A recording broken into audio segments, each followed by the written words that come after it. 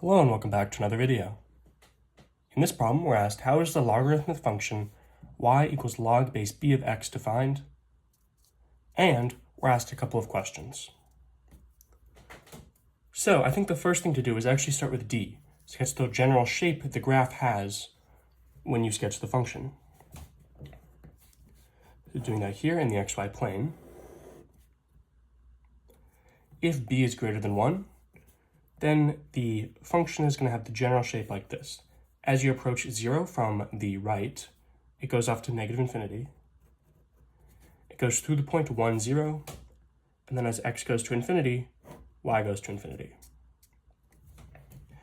This helps us answer b and c, the domain and range of the function. The domain of the function is from 0 to infinity, not inclusive. And the range is from negative infinity to infinity.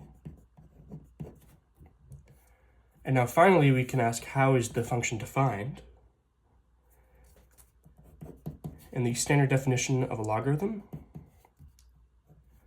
is that the base to the power of whatever it is equal to, which is y, is equal to the value that the logarithm takes on, x.